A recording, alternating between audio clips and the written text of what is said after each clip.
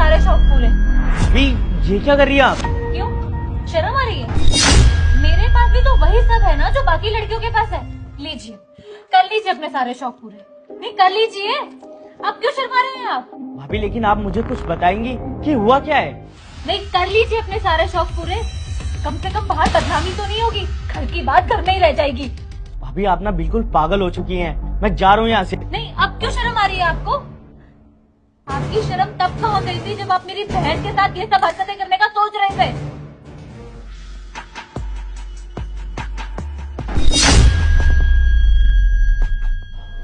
भाभी अपनी बहन से बोलो ना, ये पीजी में क्यों रहती है, यहाँ हमारे साथ रह लिया करे। हम दोनों साथ में पढ़ाई कर लेंगे और वैसे भी हम दोनों के कॉलेज भी आसपास है, तो मैं इसे ड्रॉप भी कर दिया करूँगा।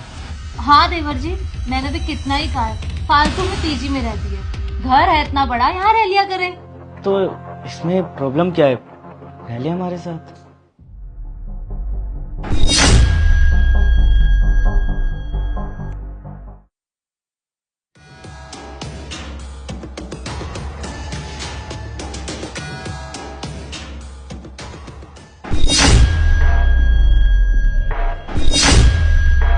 ये क्या कर रहे हैं आप?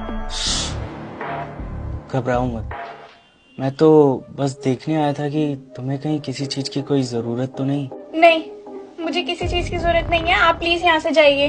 मुझे किसी चीज की जरूरत होगी तो मैं दीदी को बोल दूंगी। अच्छा ठीक है, मैं यहाँ से चला जाता हूँ। और हाँ खबरदार, अगर तुमने इस बारे में किसी को बताया तो, वरना मुझसे बुरा कोई भी नहीं होगा।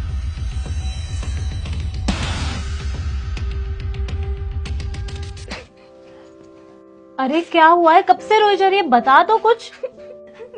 दी, कल मैं जब सो रही थी और मैंने पीछे मुड़ के देखा तो राहुल था। और राहुल मेरे साथ कुछ गलत करने की कोशिश कर रहा था जो मुझे बिल्कुल पसंद नहीं आ रहा था। वो मेरे साथ कुछ गलत तरीके से टच करने की कोशिश कर रहा था। और जब मैंने उसे जाने के लिए कहा तो उसने मुझे बोला कि ये बात किसी को ना बताओ वरना मेरे साथ अच्छा नहीं होगा। क्या?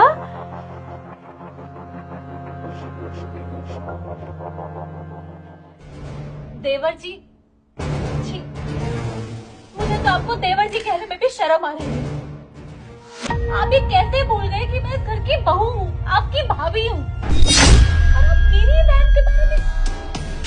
छी देवर जी।